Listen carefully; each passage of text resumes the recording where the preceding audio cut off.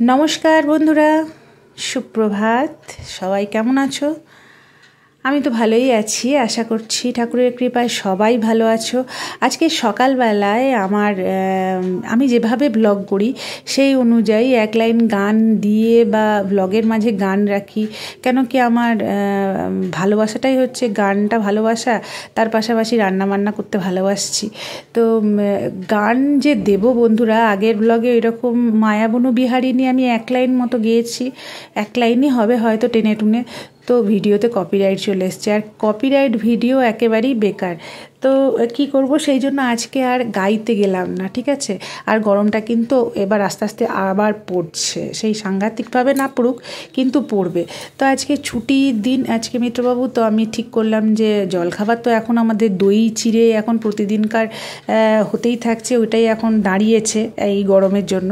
তো সেই জন্য এই শোকেসটাকে একটু গুছিয়ে পরিষ্কার করে নিই। এই জিনিসগুলো না বার করে গোছাতে আমার ভীষণ একটা অলসতা লাগে। সব প্রাইজ, কাঁচের প্রাইজ, এটা ওটা, তো একটু সময় না থাকলে আমি করতে যাই না। তো আজকে কি মনে হলো যে ভীষণ ধুলোটা দেখে বোঝা যাচ্ছে। যদিও মিত্রবাবুর কথায় আমি নাকি মাসখানেক আগেই এইটা পরিষ্কার করেছি, ও সমস্ত পরিষ্কার জিনিস আমাকে পরিষ্কার করতে দেখে। এটা একটা বিশাল সমস্যা, চারিদিকে ও সমস্ত কিছু পরিষ্কার দেখে আর আমি সমস্ত কিছু নোংরা দেখি। তোমাদের তো দেখিয়ে দিলাম, দেখলে তো ধুলোর পরতটা কীরকম। তো এই হচ্ছে ব্যাপার। আর ও কিন্তু দেখতে পায় না, ও বলে তুমি সমস্ত পরিষ্কার করা জিনিসগুলোই দেখো কত ধুলো পড়েছে, তো সমস্ত পরিষ্কার করা জিনিসগুলো আবার পরিষ্কার করো এবং এটা তোমার একটা বাতিক।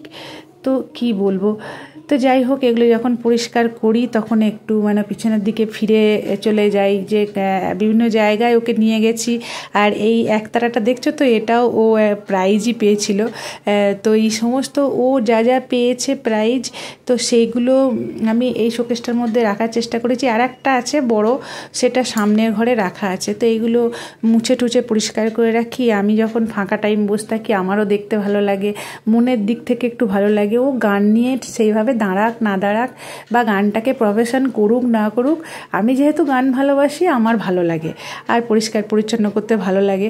তো এগুলো হচ্ছে অল ইন্ডিয়ার কম্পিটিশান, এই দুটো সার্টিফিকেট ছিল।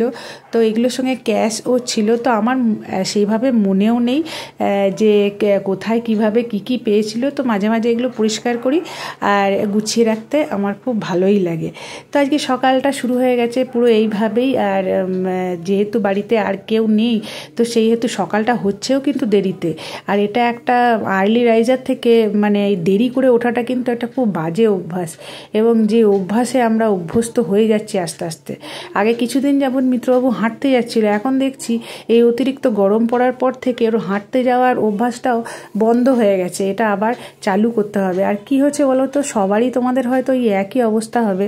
এই গরম ঠান্ডা এই ওয়েদার চেঞ্জের জন্য না হাত পায়ে ব্যথা বা একটা যে এনার্জি থাকে, সেই এনার্জিটা কিন্তু কারোরই আসছে না। তো যাই হোক, পরিষ্কার করে নিয়েছি। আর এই বাক্সটার মধ্যে দেখো মেডেলগুলোকে ভরে রেখেছি। তো আমার এগুলো খুব ভালো লাগে। এবং এই যে গুছিয়ে রাখা, এগুলো শালিনী কিছু করুক না করুক, ওর পরবর্তী যে জেনারেশন আসবে তারা অন্ততপক্ষে দেখবে যে এইভাবে কম্পিটিশানে যেত বা এইরকম স্মৃতি আর কি। এই ছোটো ছোটো স্মৃতিগুলো ভালোই লাগে। এবং এখানে বেশিরভাগই ওর অল ইন্ডিয়ারই আছে। এটা যেমন অল ইন্ডিয়ার নজরুল গীতি কম্পিটিশান ছিল এবং যেখানেও প্রথম হয়েছিল। তো গুছিয়ে রেখেছি। এগুলো যদি ওপেন রেখে দিই না তো কালো হয়ে যাবে।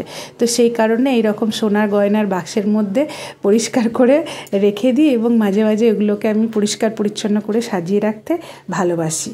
ওরা দু বোনই আসবে, তোমার গরমে ছুটি পড়বে। শালিনীর তো এখন পরীক্ষা চলছে, তোমাদের সাথে তো আগেই শেয়ার করেছি।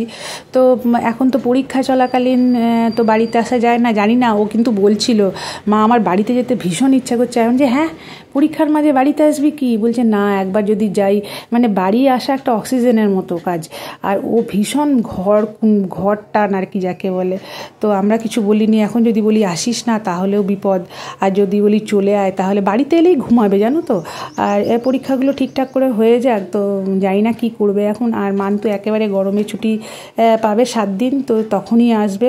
আর শালিনী তো এটাই কমপ্লিট হয়ে যাচ্ছে, ও একবারে পরীক্ষা হলেই আপাতত ঘরে আসবে। তারপরে এখন দেখা যাক কোথায় কী করবে না করবে। তো যাই হোক, রান্নাবান্না তো সেরকম হারে নেই, তবু আজকে একটু রান্নাবান্না কী করব না, ছাদে একটা পুঁই গাছ লাগিয়েছিলাম, তো সেটাতে একটু শাক বেরিয়েছে, তো সেই শাকটা দিয়ে একটু পুঁই শাক দিয়ে তরকারি করবো কুমড়ো দিয়ে। আর কুমড়ো আলু পুঁই শাকের যে সিম্পল একটা রেসিপি হয় সেটা করব। আর কিছুটা চিকেন রাখা আছে, যেটা একটু কিমা কারি টাইপের হয় এবং সম্পূর্ণ বেঙ্গলি স্টাইলে, মানে বেশি রিচ বাটার ঘি কিচ্ছু না দিয়ে সিম্পল একটা ওই চিকেন কিমা কারি যেটা হয়, তো সেটা করব। তো এই এখন ব্রেকফাস্ট রেডি করার দায়িত্ব হচ্ছে মিত্রবাবুর, এবং এই ব্রেকফাস্টটা খেয়ে বন্ধুরা ভীষণই ভালো লাগে গরমের মধ্যে। আর দইটা ভীষণভাবে আর দরকার গরমের মধ্যে, তো সেই কারণে আমরা এই ব্রেকফাস্টটাই এখন নিচ্ছি প্রতিদিন। আর এই দেখো কইটুকু হয়েছে, কিন্তু এটা খেতে কিন্তু খুব ভালো লাগবে। আর কচি তো। আর প্রথমে সকালে বললাম কি যে একটা মাছের মাথা নিয়ে আসবে, তো এটার মধ্যে যদি মাছের মাথা অ্যাড করে দিই তাহলে তো দুর্ধর্ষ লাগবে। তারপরে দেখলাম চিকেনটা ওইটুকু হলেও চিকেনটা করব, সেটাও তো একটু স্পাইসি হবে। তারপরে আবার এটার মধ্যে মাছের মাথা দিলে এমনি হলে নর্মাল হতো, কিন্তু মাছের মাথা অ্যাড করলে মাছের মাথাটা তো আর তোমার সিম্পল দেওয়া যাবে না, একটু ভাজতে হবে, কষতে হবে, তো দুটোই রিচ রান্না।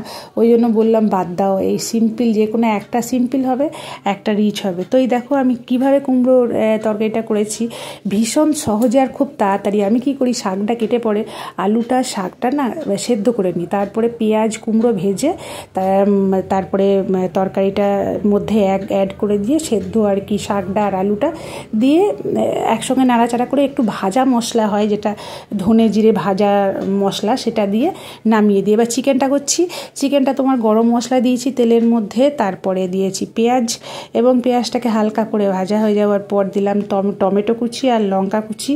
আর খুব সিম্পলভাবে করব, আর ভীষণই রিচ করব না। আর আমার আদা জিরেটা বাটা ছিল না, সেটা একটু লিকুইড টাইপের ছিল, ওই জন্য চিকেন ম্যারিনেশনটা একটু লিকুইড লাগছিলো। আমি দই আর আদা রসুন পেস্ট মাখিয়ে চিকেনটা রেখে দিয়েছিলাম। তো এখন যেটা অ্যাড করলাম সেটা হচ্ছে ধনে গুঁড়ো, জিরে গুঁড়ো, কাশ্মীরি রেড চিলি পাউডার, লবণ, এগুলো সমস্ত হলুদ সমস্ত অ্যাড করে এটা এখন ঢাকা চাপা দিয়ে রেখে দেবো। এটাতেই মশলা কষাও হবে আর মশলা থেকে তেলও ছাড়বে আর চিকেনটা হয়েও যাবে। আমি এর মধ্যে জলও অ্যাড করব না আর কিছুই না, একদম কম আছে কাজটা করব। যখন নামালাম তখন ওর মধ্যে একটু খালি ফ্রেশ ধনে পাতা যেটা হয় সেটা অ্যাড করে দিয়েছিলাম। আর কিচ্ছু দিইনি, একবার ভাবলাম বাটার দেবো, তারপর বাদ দিয়ে দিলাম। আর আমার কাছে সেদ্ধ ডিম একটা রাখা ছিল, তো সেই জন্য এইভাবে একটু সাজালাম খাবারের থালার সামনে। যদি এইভাবে একটু প্রেজেন্টেশনটা করা থাকে তাহলে বেশ ভালো লাগে না। আর আরও বিশেষ করে যেহেতু ভিডিও করছি, তো সেইভাবে স্যালাডটা চারপাশে দিয়ে, আর এটার মধ্যে তুমি একটু কাগজি চিপে নিতে পারো, তো তাহলে তোমার কিন্তু রুটি দিয়ে ভাত দিয়ে সব কিছু দিয়েই খেতে মস্ত লাগবে যাকে বলে। তো ভিডিওটা কেমন লাগলো অবশ্যই জানিও, আর সবাই সাথে থেকো।